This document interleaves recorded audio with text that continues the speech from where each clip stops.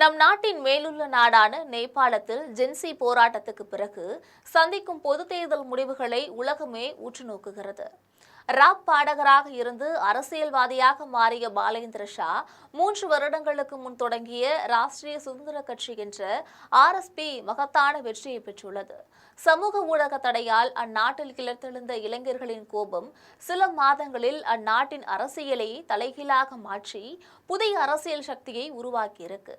நேபாள ஜென்சிகள் தங்கள் நாட்டின் அரசியல் மாற்றத்தில் செய்தது என்ன, சாதித்தது என்ன என்பதனை பற்றி விரிவாக பார்க்கலாம்.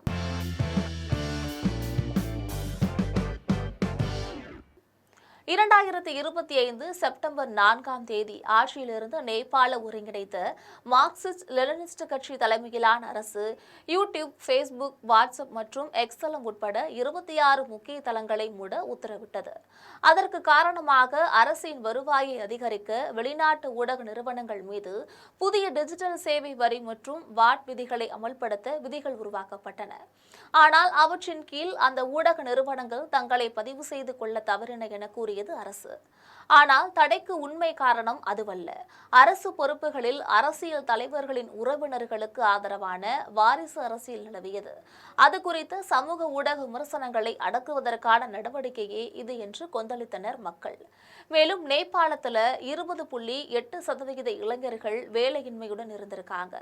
இந்த நிலையில வேலைக்காகவும் பிசினஸ் தேவைகளுக்காகவும் ஆன்லைன் தளங்களை நம்பியிருந்த இளைஞர்களை அந்த தடை முற்றிலுமாக பாதிச்சிருக்கு. அவர்களிடம் கடும் எதிர்ப்பையும் உருவாக்கியது. உலகமே திரும்பி பார்க்கும்படி வெகுண்டெழுந்து கிளர்ச்சி செய்தனர் அவர்கள். தி ஜென்சி போராட்டம் என அது நேபாளத்தின் வரலாற்றில் இடம்பெற்றிருக்கு. ஜென்சியின் போராட்டங்கள் நேபாள அரசுக்கு எதிராக குறிப்பாக பார்த்தோம் என்றால் பிரதமர் KP சர்மா ஒலியின் நிர்வாகத்துக்கு எதிராக முதலில் காத்மாண்டுவில் இருக்கக்கூடிய மைதிகர் மண்டலாவில் அமைதியான பேரணியாக தொடங்கியது. அதற்கான காரணம் சோசியல் மீடியா தடை மட்டுமல்ல. செல்வாக்குமிக்க அரசியல் தலைவர்களோட பிள்ளைகளுக்கு அரசியல் பொறுப்பு வழங்கும் வாரிசு அரசியலையும் ஊழலையும் பறிக்கப்படும் டிஜிட்டல் சுதந்திரத்தையும் எதிர்த்து எழுந்த புரட்சியது. முதன்முறையாக ஜென்சி மாணவர்கள் மற்றும் இளம் குடிமக்களால் ஒருங்கிணைக்கப்பட்டு வழிநடத்தப்பட்டுச்சு. அது முறையான தலைமையின் கீழ் இயங்கிய இயக்கமாக இல்லை என்றாலும் இளைஞர்கள் தலைமையிலான அரசு சாரா அமைப்பான ஹமி நேபாளம் இதன் ஒருங்கிணைப்புக்கு முக்கிய பங்கு வகித்தது.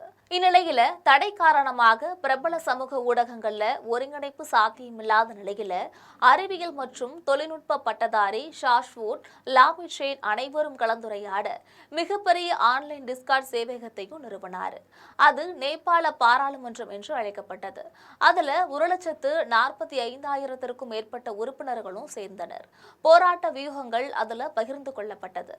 இவை அமைதி பேரணியாக தொடங்கிய இந்த போராட்டம் பள்ளி சீருடை அணிந்திருந்த போராட்டக்காரர்களுக்கு எதிராக கண்ணீர் புகை, தண்ணீர் பீரங்கி, ரப்பர் தோட்டாக்கள் மற்றும் நேரடி வெடிமருந்துகளை பாதுகாப்பு படையினர் பயன்படுத்தியதால பெரும் கிளர்ச்சியாகவே மாறியது.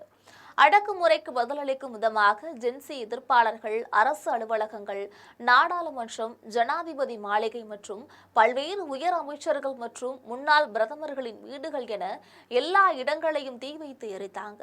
முடிவில் சமூக வலைதள பக்கங்களின் மீதான தடை 2025 செப்டம்பர் 8ஆம் தேதியன்று நீக்கப்பட்டது.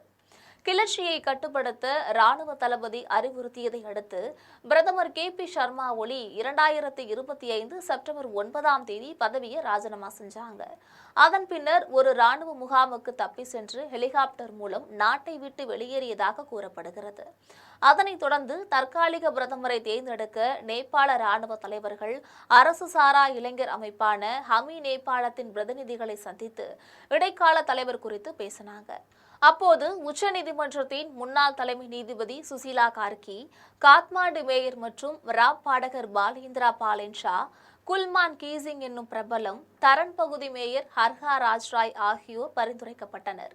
இது மினி எலெக்ஷன் என அழைக்கப்பட்டது. 2025 செப்டம்பர் 10ஆம் தேதி மாலை வேட்பாளர்களை பற்றி விவாதிக்க 10,000க்கும் மேற்பட்ட பயனர்கள் டிஸ்கார்ட் சேனல்ல கூடினாங்க. கலந்துரையாடல்களுக்கு பிறகு இறுதி வேட்பாளரை தீர்மானிக்க உறுப்பினர்கள் என டிஜிட்டல் கருத்து கணிப்புகளும் நடத்தினாங்க. செப்டம்பர் 11ஆம் தேதி ஜென்சி பிரதிநிதிகள் ராணுவ தலைமையகத்தில் ஜனாதிபதி ராம்சந்திர பௌடல் மற்றும் ராணுவ தலைவர் அசோக் ராஜ் சிக்டல் ஆகியோரை சந்தித்து கார்கி கார்கேய நியமனத்திற்கு முன்மொழிந்தனர். அவரே 2025 செப்டம்பர் 12ஆம் தேதி இடைக்கால பிரதமராக 6 மாதங்களுக்கு அதிகாரப்பூர்வமாக பதவியேற்றார். அப்போதே முறையான தேர்தல் 2026 மார்ச் 5ஆம் தேதி நடத்தப்படும் என குடியரசுத் தலைவரால் அறிவிக்கப்பட்டுச்சு. இடைக்கால அரசாங்கம் அமைந்த பின்னர் தேர்தலுக்கான தயாரிப்புகளும் ஒருபுறம் தொடங்குனுச்சு. அதன்படி 2026 மார்ச் 5ஆம் தேதி தேர்தல் நடந்தது. நேபாள இடைக்கால அரசாங்கத்தின் பிரதமர் சுசீலா கார்கி புதிய அரசாங்கத்தின் மீது இளைஞர்கள் பெரும் எதிர்பார்ப்புகளை கொண்டிருப்பதால நாங்கள் பொறுப்பை விரைவாக ஒப்படைக்க முயற்சி செய்வோம் அப்படின்னு சொல்லியிருந்தாங்க. நேபாள தேர்தல் ஆணையம் 19 மில்லியன் வாக்காளர்கள்ல 60% பேர் வாக்களித்துள்ளனர் என்று கூறியிருக்கு. நிறைய கட்சிகள் போட்டியிட்டாலும் இந்த தேர்தல் 4 முனை போட்டியாகவே பார்க்கப்படுகிறது. ராப் பாடகரான பாலேந்திர ஷா தலைமையில 3 ஆண்டுகளுக்கு முன் நிறுவப்பட்ட ராஷ்டிரிய சுதந்திர கட்சி ஜென்சி மற்றும் இளைஞர்களின் ஏகோபித்த ஆதரவுடன் ஊழல் எதிர்ப்பு, நிர்வாக சீர்திருத்தம் போன்றவற்றை முக்கிய வாக்குறுதிகளாக அளித்து இந்த தேர்தலில் வரலாற்று வெற்றி பெற்றுள்ளது.